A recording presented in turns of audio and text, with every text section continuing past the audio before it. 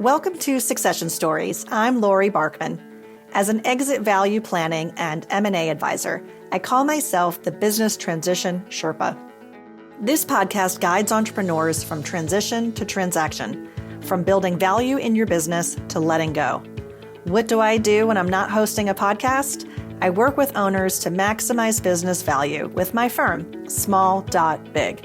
And as a certified mergers and acquisitions advisor with Stony Hill, I guide you through the complex process of selling your company. Tune into Succession Stories for weekly insights to reward your hard work and avoid succession regrets. Hit subscribe wherever you listen to podcasts and sign up for our newsletter at successionstories.com. Here's to your success. When selling your business, it's the net number that counts. Today's Succession Stories episode focuses on tax strategies to consider when selling a business. For this conversation, I spoke with two colleagues from Wessel Company, a regional tax and accounting firm in Pennsylvania. Joel Valentine, president and CEO, and Christopher Weir, partner, provide corporate tax, business valuations, mergers and acquisitions, and ESOP advisory services. We talked about minimizing the tax burden of selling a business, as well as maximizing the overall value by making sure your company is ready for sale every single day. We also discussed ESOP transactions and how employee stock ownership plans can be a valuable succession planning tool with incredible tax benefits. For anyone thinking about selling in the future, the advice is to treat your business like it's for sale every day. In a transaction, we want to maximize the top number and also maximize after-tax proceeds. It's the net number that counts. Enjoy this Succession Stories episode about tax strategies to consider when selling a business with Joel Valentine and Christopher Weir from Wessel Company. Is this the year to sell your company? Don't leave your exit to chance. Stony Hill Advisors works with entrepreneurs like you to get ready for what may be the biggest transaction of your life. Learn what your business is worth by visiting stonyhilladvisors.com/podcast. Joel, Chris, welcome to Succession Stories. I am so glad you're with me today because you are experts in helping business owners with exits, but also before an exit, from a tax, advisory, and all kinds of smart people on your team. I know we're going to have a great conversation, and welcome. Thank you. Glad to be here, Laurie. So why don't we start with Joel? Joel, talk about who Wessel helps, how you do that, and then we'll get into a little bit more about your story afterwards. Great. Yes. Thank you. Wessel Company, we were founded in 1958, so we've been around for a long time. We have niches in various areas from government and nonprofit to commercial entities and throughout Western Pennsylvania. But an area that Chris and I have really been focused in on is business valuations and business transition services, from helping companies plan for an ultimate transition and make sure they are in the best spot to maximize value and lower their taxes. That's been a spot that we've been very focused in and seen a lot of transactions over the last 5 years or so. So you're the president and CEO of the firm. When you joined the firm, that was not your role, right? You grew with the firm over time. And I think there was a succession story there. Why don't you tell me about that? Yeah, well, I started first helping clients. A close client I had was going through some succession issues, and we helped them through that. But then also, when I became a partner, I was fortunate enough to be at the right place at the right time and became a partner in the firm at about 30 years old, and realized that one of the things that the firm had to do was plan for their ultimate succession. So that was something that I was a part of and started planning for really from day one of being a partner. We worked on it for probably 4 or 5 years softly, and then another 3 or 4 years more intensely until we got to a point where everyone was comfortable with the ultimate plan. Took 5 years. That's a good amount of time. You really thought it through. And ultimately, as a shareholder, you probably saw things a little bit, I think, in a different light for your clients, I'm guessing, because you went through it yourself. Yeah, it definitely does give perspective. I don't think so much from an economic standpoint, but the emotional aspects that come along with it is what really help create perspective when clients are dealing with those issues. Because we were able to see both what the founding partners were going through and what changes were going to have to occur in their lifestyle, and also what the new regime, if you will, was going to have to plan for and take on, and the responsibilities they were going to have to be ready to inherit, both financially and just work-wise as well. Absolutely. So let's talk a bit about pitfalls to avoid when a business owner is thinking about transitioning their company. And hopefully this is done, as you said, 5 years or longer until the day that they're quote unquote ready. This is not going to happen overnight. So presuming we have some time to work on these challenges, I thought it would be great, Chris, maybe you can kick it off here for us. In your experience working with privately held companies, what's worked well, what's not worked so well when it comes to business transition? Yeah, thanks, Laurie. Happy to join you on the podcast. When I think about that question, first and foremost, it's that upfront planning. It's not something that you could just turn a light switch and say that I want to sell my business within the next 6 months. That's likely not going to happen. It is a process. In the case of our firm, it was a longer process. It's different for everyone, obviously, but having that runway where you can build your business, where you can ensure that your financial house is in order, so to speak. Joel always has a great metaphor when it comes to how a business looks to an outside buyer, to a number of prospective buyers. Sometimes, and Joel, I'm sure you know what metaphor I'm talking about. When you walk into like an Apple store, everything's in its right place. Everything looks great. Everything's pristine.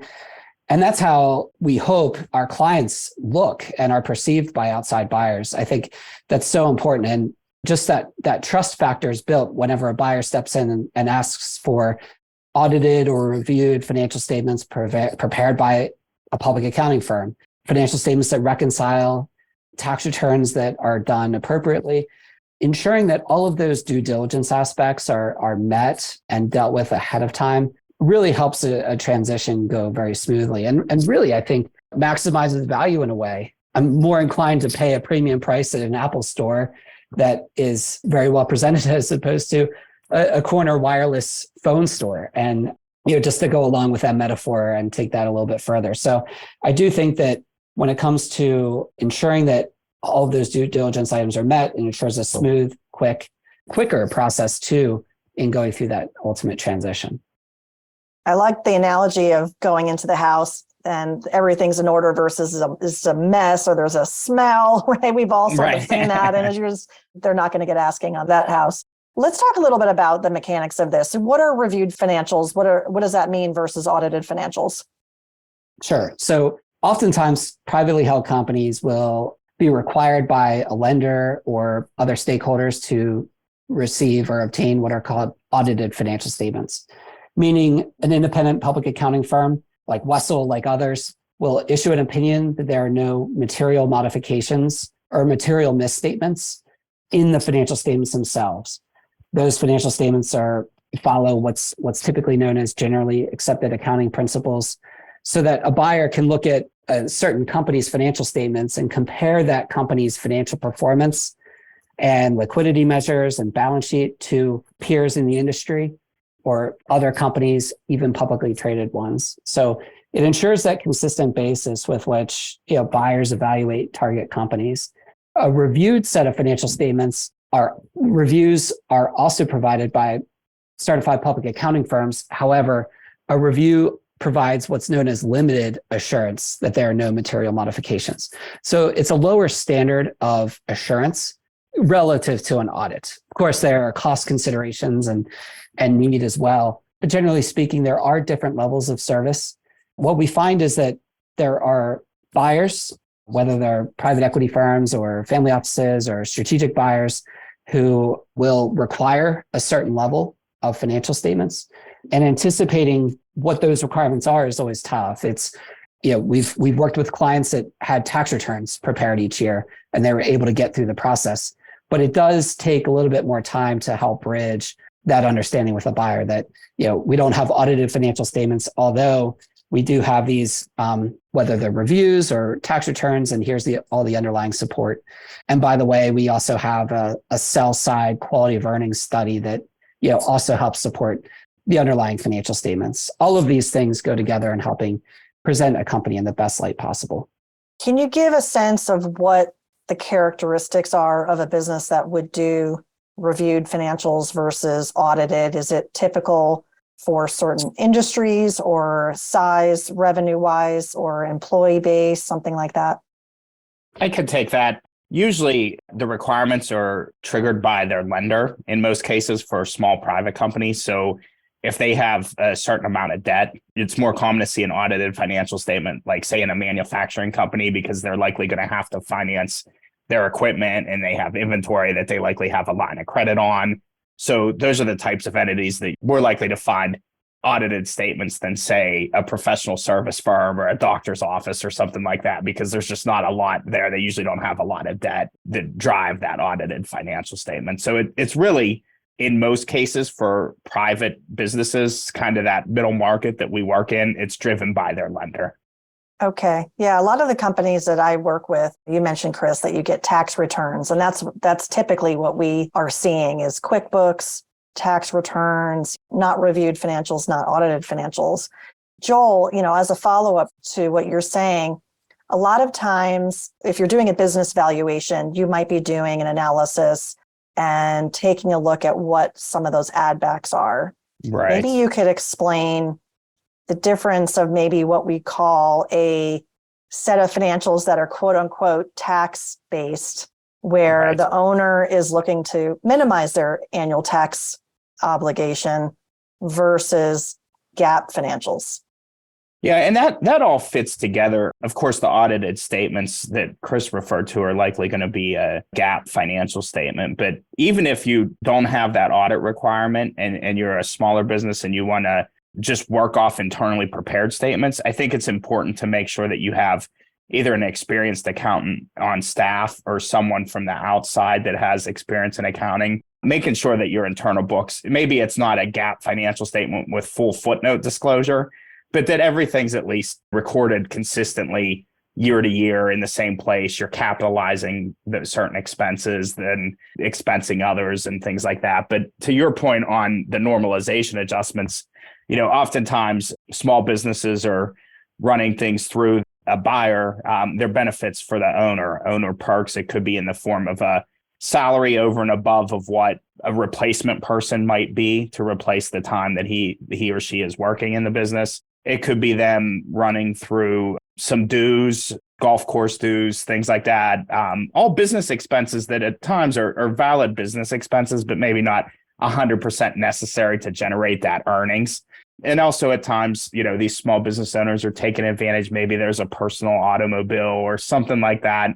They obviously now have a different motivation where they were previously motivated to lower net income and lower taxable income. Now, all of a sudden, they're motivated to increase taxable income, or not necessarily taxable income, but at least adjusted EBITDA or adjusted net profit. So we oftentimes caution folks, particularly those who want to sell. I mean, obviously, you have the IRS concern there. You don't want to be too aggressive, but also just overall, you can't sort of have your cake and eat it too. If you have a planned sell down the road, you just want to make sure you're really running your financial statements in a consistent manner that a buyer can get comfortable with. If they see a lot of personal things going through there over and above the norm, it's going to get harder to get them comfortable with your reporting practices. Yeah, 100%. Who is your most important customer? The person who buys your business. Stony Hill Advisors works with owners to maximize the value when you're ready to sell. Get started today with a business valuation by visiting stonyhilladvisors.com/podcast. So when it comes to exit strategy, a lot of people talk about this big number. What am I going to sell my company for? I talk about it, of course, on this show. People need to understand what their financial needs are, project into the future, and then work backwards and try to see if there's a gap. What's your business worth today and what's your big number? What do you want to sell for, and everything in between. We haven't focused enough on this show about the net number. And I thought it would be a great opportunity to have that conversation with both of you. So if we talk about the sell price, we want to maximize value, absolutely 100%. I do that with clients and I'm passionate about that as well. But the question to you both is really about this net number. And what are some tax strategies to consider when selling a business? Again, if we have the luxury of time being on our side, we're being proactive, what are some things that business owners should start thinking about? And Chris, why don't we start with you? Sure. No, it's a great question. We always talk about with clients is the devil's in the details when it comes to offers and letters of intent that they're getting for their business. So, a $20 million deal price paid in cash up front means a lot, means something, the present value of that is obviously much greater than that same deal price paid, in installments over a 5-year period of time in the form of a seller note. So the transaction structure it really impacts those after-tax proceeds that you had mentioned, whether it's a timing consideration where not all the proceeds are to be received up front. I'm going to take out a note as a seller.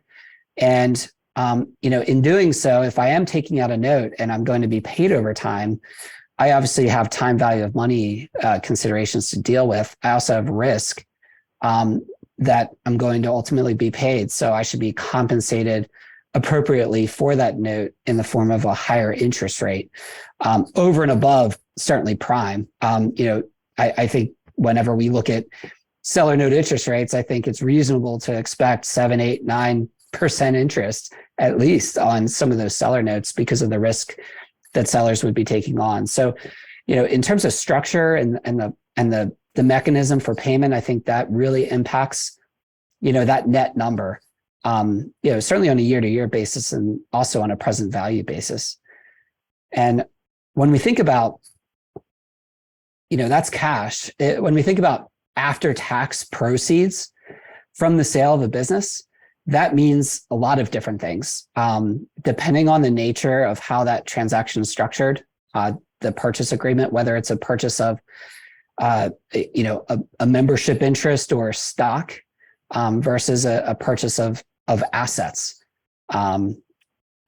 Typically, there are motivations by buyers to purchase assets because they're able to achieve a stepped up basis in those assets and depreciate those assets quickly, therefore yielding higher tax savings and deductions in those first few years of ownership. Whereas a seller doesn't necessarily want to sell assets because of certain tax implications.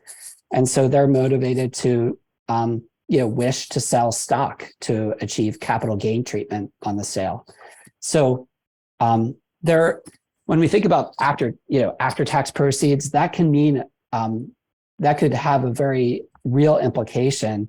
And that difference between the transaction structure of an asset sale versus a stock sale or, an equity purchase sale could be very meaningful. And what we encourage our clients when we're advising through a process, or, certainly we work with investment bankers who, help with this process and advise, is determining or demanding or requiring anyway, a buyer to make whole a seller for those adverse tax implications. And we find that buyers are very willing to negotiate those aspects of the agreement. So it allows our client to be made whole regardless of transaction structure on the after-tax proceeds that they initially had desired. So I think deal structure really has a great impact and to your point, deal structure can mean a lot of different things depending on how that transaction is ultimately structured. Yeah, for sure. And I like how you broke down some of the difference there. You mentioned a seller note. People might not know exactly what that means. Can you just explain that a little more deeply? Sure. Yeah. Oftentimes, a buyer, when they're looking to purchase a business, the desire for a buyer certainly is to fund the deal with as much senior debt as possible with a large bank, a large financial institution at the lowest possible rate. And oftentimes banks may not be willing to lend into 100% financed deal. So to fully fund the transaction, the buyers may have a requirement that the seller help fund a portion of the purchase price. If I'm selling a business for $10 million and I'm able to get a bank note for 5, and I'm a buyer, I have $2 million of cash that I'm going to put in. I have $3 million to make up in that funding. And so I may ask the seller to take out a note for $3 million that I will pay as a buyer. I'll pay that over time to the seller. So that seller has then credit risk, has risk, that they may not be paid ultimately. So sellers certainly taking on risk could be rewarding as well, because oftentimes those seller note interest rates are rather high. Just to add on to that, I think sometimes when we talk about seller financing with sellers, they think they're going to have to come up with that cash, and they don't. They're able to take a note instead of getting cash up front. So it's not like out of pocket to them. It's just money they're going to get in the future. And at times it really helps bridge the gap to get a deal closed. And it can also be used as a form of price preservation, if you will, because if you leave that note aside, you likely sometimes aren't going to get the price that you want. So that structure really sometimes help you get the price you want, because otherwise there may not be enough cash flow or collateral to fund at the level that you want for your business. Gotcha. So same question to you, Joel, about minimizing the post-transaction tax obligation. What are some other strategies that might be employed? Yeah, Chris talked about the stock versus asset sale, but I think one of the big things also to consider up front is long-term planning. If the sell price is, if some of the proceeds are eventually going to go to your children, you may want to think about gifting some shares to them beforehand, possibly get them into a lower tax bracket when the sale actually occurs. The other big one is just the entity selection as well. You may want to, if you're a C Corp, you may want to look at making an S election to avoid double taxation on an ultimate sale. And really, I think, at the end of the day, it's just like if it's something that you have at some point in your future, you want to start kicking that can, turning it over a little bit and talking through with your advisors to make sure things are set up early on rather than waiting until right before the sale occurs to try to make some of those elections. One of the things that has just recently came into play with a client I'm working on is if you were a C corporation and you sell, you could be subject, and you have to sell assets, you could be subject to double taxation.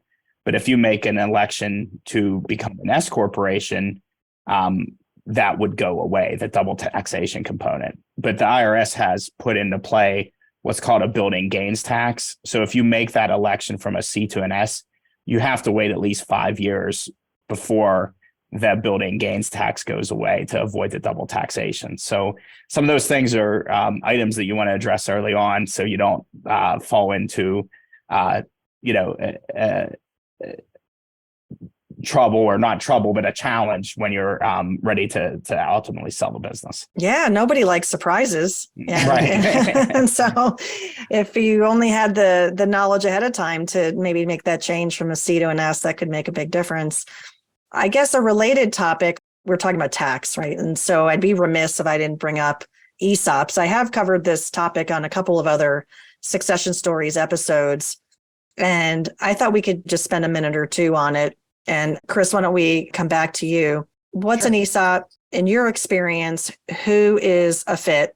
Who's not? And maybe some reasons why. Yeah, thanks, Laurie. ESOPs it's an exciting tool for succession, and one that we present to all of our clients. And some of our clients have gone through ESOP transactions where, which has been a real success story for them. So an ESOP is an employee stock ownership plan. An employee stock ownership plan is very similar to a traditional 401k plan. The only difference is the ESOP doesn't own mutual funds and marketable securities. It owns stock in a company, in a privately held company, in this case, what we're talking about. So the ESOP, again, is a qualified plan, invests primarily in the employer stock. And in an ESOP transaction, what happens is, if I'm a seller and I'm looking to sell my business to a third party, a private equity firm or, an industry peer, I may also turn to this qualified plan, this ESOP trust, as a potential buyer of my business. And the ESOP trust could be set up and then pay a seller fair market value for the stock that they choose to sell.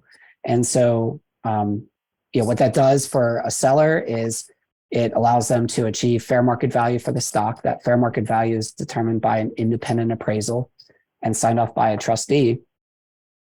But, in connection with that, transaction, following the transaction, the ESOP itself is the stockholder. The ESOP trust actually holds the stock. And over time, then following the transaction, those ESOP shares, that ESOP value that's owned by this trust is allocated to the employees over, on a periodic basis for a certain designated period of time following the transaction. So what you're essentially doing is over time, your employees, those that have helped, a business owner build a business, are ultimately getting rewarded as, in theory, stockholders or, owners of, these participation interests in the company. So it's a really unique way to, form a legacy as a business owner and, transition that business to the employees, the management that have gotten, me to this point, and still achieve fair market value for my shares. The unique aspect of ESOPs, and there are a lot of them, but the one consideration that a lot of business owners have as it relates to ESOPs is the ability to monetize a portion of their stock initially in an initial ESOP transaction, perhaps sell 30 or 40% of the stock to an ESOP, and then over time, perhaps even transition to 100% ESOP ownership through a secondary sale down the road. So that's an overview of what an ESOP is and how it's used, as a succession tool for business owners looking to monetize their interests. In some cases, take some chips off the table in preparation for a future sale as well. And the tax benefit is significant, right? It is, yeah. It's unbelievable, the tax benefits that are afforded to ESOP-owned companies. We have several ESOP-owned companies where the ESOP owns all or a portion of the company. And for S corporations that are owned by an ESOP, to the extent the stock is owned by an ESOP, that portion of taxable income is not subject to any tax for federal or state purposes. If I'm 100% ESOP-owned S corporation, I don't pay any tax as a 100% ESOP-owned company. When we think about what happens in the case of an ESOP, the ESOP is the shareholder. They receive their pro rata share of income, whether that's 100% interest or 100% of all the income flows to the ESOP. The ESOP gets a K1 as a tax-exempt entity. The ESOP just simply throws that K1 away. They don't have to deal with it. So the tax implications post ESOP are tremendous. And Joel, I don't know if you want to speak about the nature of the ESOP transactions and how that helps save tax upfront as well. Yeah, just to give like a real world example, you take a company that was maybe a $10 million enterprise value company. They sell 40% for $4 million, and the buyers now, or the seller now, has the $4 million for their 40% in their pocket. The ESOP over the next 5 to 7 years is going to pay the loan back that was hopefully borrowed from the bank so that the sellers could get that funding up front. And oftentimes, and actually more times than not, as we've seen it, this tax savings over that payment of the loan period, the 5 to 7 years that loan is going to be paid off, more than covers the payment on the loan. So, the sellers are able to get a liquidity event, get the cash out of the company, not give up the control of the company, and still have the same cash flow that they had prior to the transaction. So it's a win-win for all.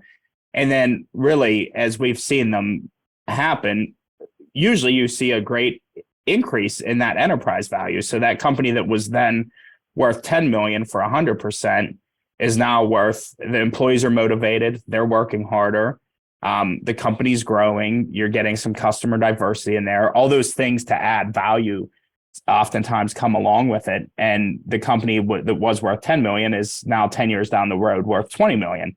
So now that initial owner could sell the remaining 60% for $12 million, greater than the initial 10 million he was going to get for 100%. Plus, he already got the $4 million from the first liquidity event. So it can be a win-win for all. And there's just tax savings all along the way, which really works out nicely. Not only the tax savings, but couple that with a motivated workforce to help increase the value of the company, it can really pay dividends. Yeah, absolutely. And a ballpark percentage, I know it's not an exact number, but let's say like 30% annual tax savings. Roughly. Exactly. Right? Correct. Yeah, it's a big number. Let me pick your brain a little bit here and your experience for both of you. There's companies that could be a fit for an ESOP and ones that might not be a fit. So it could be based on different criteria, revenue, number of employees, etc. Who in your experience would be a potential fit? When we think about ideal ESOP candidates, we generally hope that a company has an owner that's looking to monetize their interest and sell to an ESOP. But, certainly we want to be sure that company itself has reasonably predictable and stable cash flows. Oftentimes very challenging for ESOPs when you have unpredictable cash flows that in 1 year could be $1 million and the next year could, the business loses loses 2 million. We can't have, that sort of fluctuation in cash flows because it makes valuation very challenging. And it also makes that, the debt service could be a challenge as well, because the company is in theory, buying itself through raising debt financing to pay to the owner on behalf of the ESOP. So, predictable, stable cash flows, at least, 20 to 30 employees, meaning we have an adequate payroll base over which, those ESOP shares over time get allocated, because ESOPs do run into an issue or a challenge when you have too few people that are actually participating in an ESOP. Much like any qualified plan, there are certain requirements that need to be met so that there aren't 1 or 2 people that are benefiting more, so to speak, than others. So like to have a stable, healthy employee base and a strong management team. Certainly, I think that's obviously important. That's important for any seller, but certainly in an ESOP transaction, that's critical. What have you seen, Joel? Chris covered it well, but I think one of the things you also have to consider is some diversity in the age group of your workforce.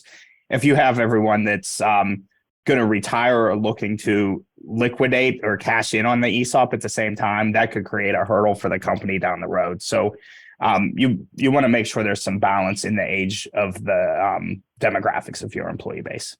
Yeah, so from a cash flow standpoint, I think what I've come to hear and understand is typically ESOP businesses are $1 million in EBITDA or bigger. Is that a fair summary? It's costly to do a transaction. So you're going to have, of course, the upfront time, but then on an ongoing basis, you're going to need a record keeper. You're going to need an annual valuation. You're going to add some complexities to your financial reporting, likely need the audited financial statement that Chris talked about before, at least a very, strong GAAP-based financial statement for the valuator to use. So you kind of have to get to a point that $1 million starts to make sense, where there's enough value that you're going to get for the ESOP, and therefore tax savings to cover some of the costs that are inherent in such a transaction. Right. And what industries are you seeing ESOPs used most commonly? We've seen them in all types of industries. We've seen manufacturing industries. They're very common in professional services, particularly engineering firms. They seem to work really well. I think that it works well when your workforce understands, when you have a workforce that understands the value of putting away for retirement and saving some money for retirement, and would be motivated by having ownership and measuring results and seeing the value of the company grow. I think it works if you have an educated workforce, and that's oftentimes part of the process, is educating your employees about the ESOP plan, how it all fits together, and how what they do day to day can help increase the value of the company and ultimately the value of their own shares. Gotcha. Chris, what do you see as some of the biggest challenges facing business owners, and how can they address them? And then Joel, same question's going to come to you, so don't go anywhere. Sounds good. All right, Chris, why don't we start with you on that one? Biggest challenge facing business owners, particularly looking at succession. I'm sure, business owners are, obviously there's an emotion behind their ownership interest. So giving up that control can be, I'm sure that emotional component is a large challenge to get over, large hurdle. But in terms of challenges, I think it's like ensuring that you're doing all of the right things up front. Whether it's educating yourself and in all of these different, options that business owners have in terms of succession and how to transition business. Working with the different advisors, ensuring that you have the team behind you to help ensure that when the transaction ultimately does happen and you're ready to pull the trigger and sign the purchase agreement, that you are in fact ready, and that you're not going to second guess yourself and second guess the deal price. Did I have the right advisors? Is this the right price? And I think it all comes back down to preparation. Understanding how businesses are valued. Am I getting an annual valuation? Am I monitoring these like adjustments to EBITDA and earnings that we had talked about earlier in the podcast?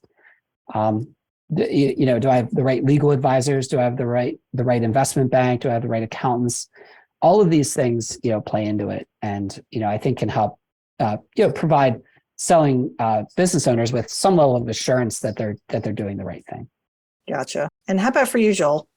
I never thought I would have said this maybe 10 years ago, but I think lately one of the biggest challenges I'm seeing in transactions is just generational differences in the style of how the employees work. Oftentimes you have the founder or the patriarch or matriarch of the enterprise that's used to working 80 hours a week, and that's just how business gets done. And if their successor, whether it be a child or a manager coming up through the ranks, may not be willing to put that same type of dedication that they had into the business. And quite frankly, maybe they don't need to work the 80 hours a week either, because they can take advantage of technology and other resources and things like that. But oftentimes it's bridging that gap of just the generational differences between the founder or the patriarch or matriarch and the successor. And I think that getting those done and getting those on the table early and making sure that there's trust between the folks there ultimately can overcome that. But having that trust level up front is most important. Yeah, absolutely. Trust is super important. Guys, we've spent so much good quality time together today. I want to start to wind down. And as I ask all my guests on the show, if there's a favorite quote that inspires you that you'd like to share. Chris, let me ask you first if you have one. Yeah, Laurie, you put me on the spot, and I did think about this a little bit, but Something, a quote that I always like, and it's something that I try and instill in my kids, even, and I'm going to read it. It's 10 things that require zero talent: being on time, work ethic, effort, energy, body language, passion, doing extra, being prepared, being coachable, and attitude. And I think, those are things that, I wish I could adhere to on a daily basis. And I think that's something that, and it helps me, hopefully inspire my kids. So that's one thing that I was thinking about. And I think I was thinking about that recently because I coach my son's fifth grade basketball team. And, those are some of the values that me and some of the other coaches are trying to instill in those boys. So I love it. I love it. That's great. Joel, what about for you? I think from a business standpoint, and particularly it lines up with what we're talking about here, is really treating your business like it's for sale every day. And even though it's not, as long as you're treating it like it's that, getting it ready, like that Apple store that Chris previously talked about, making sure you everything's polished off, you have the agreements in place, you have, when people come in, it's a nice storefront, you have customer diversity, and just really showcasing your talents every day, and you're always on stage. So whether you're for sale or not, just try to treat every day as if your business is for sale, and it'll help you add value to your ongoing journey along the way. I love it. If people want to get in touch with you both, what's a great way to reach out and connect? Our phone number, Chris and I's both, is 814-536-7864. And email is jvalentine@Wessel, WESSELCPA.com. And Chris, if you want to give your email. Yeah, certainly. My email address is cweir@wesselcpa.com. You could also find us, obviously through our email or through our website. Both Joel and I are on there, along with really all of the other partners and team members that we have at our firm across our offices throughout Western PA. So yeah, appreciate that, Laurie. Of course, both of you, thank you so much for being with me on Succession Stories today. It was a really insightful conversation, and I appreciate both of you so much.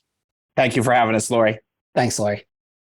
And to our listeners, thank you for all of your support. Catch Succession Stories on your favorite podcast player or on YouTube, and subscribe to the show. If you want to maximize the value of your business and plan for future transition, reach out to me for a complimentary assessment at meetlaurie.barkman.com. Join me next time for more insights from transition to transaction.